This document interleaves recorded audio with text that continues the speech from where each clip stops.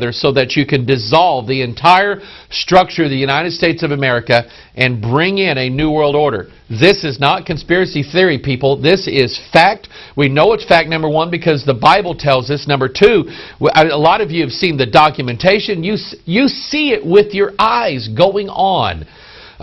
There has never been a more polarizing president of the United States. Barack Obama is that guy. He represents the transformation of America.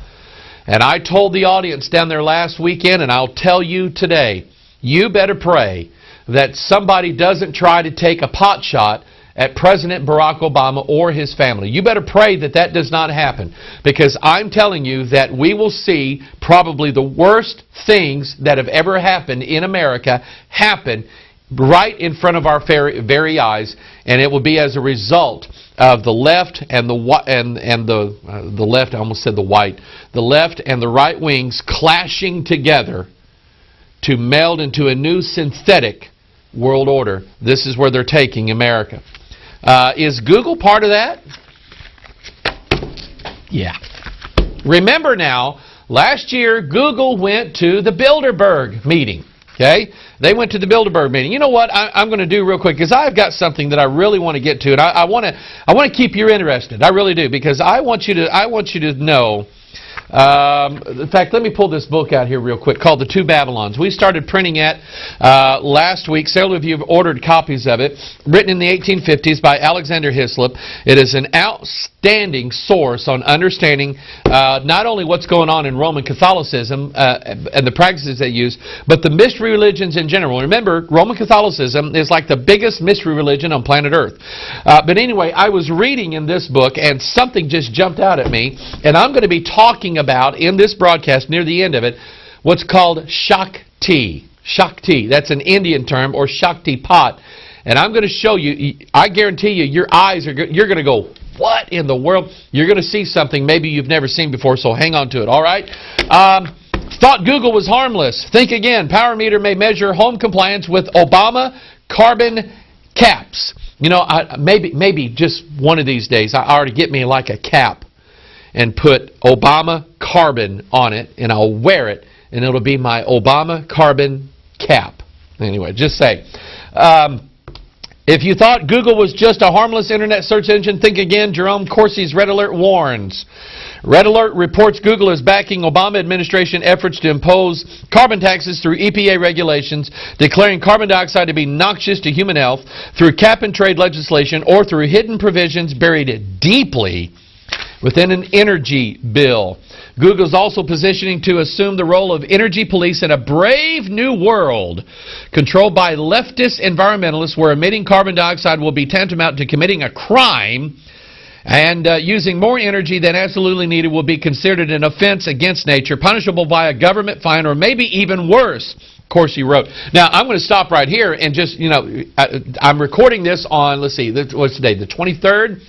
Yesterday was Green Day. In fact, I'm going to do this in honor of Green Day. I'm going to make all this background behind me disappear like this. Now we're honoring Green Day. Like green screen behind me. Anyway, let me bring it back. You didn't know I could do that, did you? All right, anyway. But I don't know that I've ever really talked about this, but all of this that you see behind me, all these monitors, they're not real. I've had people come by our secret broadcasting compound. I don't know how they found us, but they come by our secret broadcasting compound, and where's all the monitors at? They're not real. Okay. Anyway, I don't know if you knew that or not, but that's how we do it here. Everything's low tech. I promise you, everything's low tech. But anyway, yesterday was Earth Day, and of course they released the Avatar Earth-worshipping Pandora goddess-loving movie on Earth Day, and they advertise it that way because they want you to get the connection between being environmentally friendly, which is basically worshiping Mystery Babylon the Great, and their movie.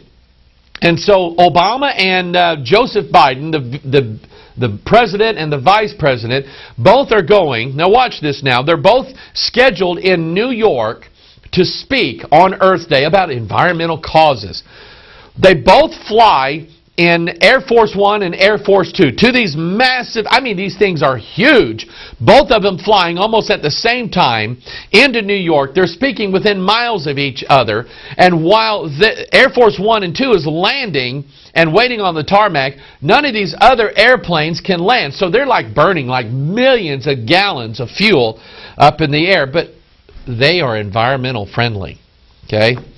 Maybe they should be taxed. Let's see here. Dan Riker, Director of Climate Change and Energy Initiatives at Google, claimed in general terms a carbon price will do a lot to advance the competitiveness of these technologies that offer serious climate reductions, help for our energy security, increase our domestic fuels, and create all sorts of jobs. Isn't that great of them? As Red Alert has warned, Google has an internet-based power meter ready to be installed in Americans' homes so the energy police of the future can monitor how efficiently they use energy. Get ready for the new world. In fact, they'll probably have it as an app on your iPhone. You'll probably hit some kind of button on your iPhone and they'll record exactly how much carbon emissions is coming out of you at the time. But anyway, this cap and, if you remember this cap and trade thing we talked about last year, it's coming back up again in a regurgitated form, and noted, very conservative, ultra right-wing senator from South Carolina, Lindsey Graham, helped write the bill. Lindsey Graham ready to ram cap and trade tax through Senate. In February, top global warming expert Professor Phil Jones, the former director of the University of East Anglia's Climate Research Unit, admitted that global warming was a fraud. Then it goes down to say next week Lindsey Graham will push the biggest tax on the American public in the nation's history.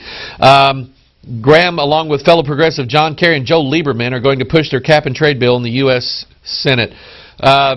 Now, Lindsey Graham is supposed to be one of these conservative, one of these good guys that is not going to stand for all this stuff that's going on in the Obama administration. And he helps write the bill for this new cap and trade tax. Now, he's a Republican. And I would say to all you people in South Carolina, vote this rascal out. Is he South Carolina or North Carolina? Anyway, one of the Carolinas, get this rascal out of office. Now, there are rumors flying around. I don't know. I don't know if it's true what the rumors are saying, but the rumors are saying that Lindsey Graham is being outed as a homosexual. I don't know that's true. Pray for the man. He needs to be saved, is what he needs. But if that's true, then it's no wonder that, and I'll tell you this. Let me just address this. I don't know if you're aware of this or not.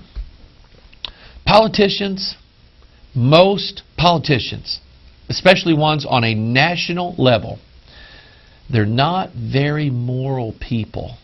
I mean, they're just really, they're not. They're not. You remember the D.C. Madam. In fact, go back on our blog, the Hog blog, MikeHogger.com. I wrote a blog, what was it, maybe 2 years ago, about the death of the D.C. Madam. And you ought to see the picture that's on there. Go to our MikeHogger.com website and search that out. And maybe Jazz, our webmaster, can bring that to the forefront and just kind of repost that blog if she gets a chance to, with one of her 8 arms that she uses to do everything she does. But anyway, the D.C. Madam runs this high-volume, high-class escort service in Washington, D.C., and she has this black book of everybody's names on there. And I can tell you that Washington, D.C., of course, Mystery Babylon the Great, the mother of harlots and abominations of the earth, she's running the show there, and I can tell you there's probably a lot of physical harlotry going on there. But anyway, D.C. is probably one of the most corrupt cities in the world, much less the nation. And you can imagine some senator, some congressman going in there going, I'm going to change America. I'm going to do what the people want. And all of a sudden he's found himself in bed with some gal or some guy, who knows. And there's somebody in the background taking pictures of him. And all of a sudden they say, we want you to vote this. We want you to do this. We want you to do that. And if you don't do it our way, we'll put you out. We'll expose you. We'll do all kinds of things. So you can just imagine that kind of stuff goes on. You know what? The Bible's right. The Bible is right. In Deuteronomy, God said if you get into the land and you want a king, go ahead and pick one. It has to be one of your own people. Imagine that. He has to be, even God said he had to be a citizen He has to be one of your own people. And, oh, by the way, I want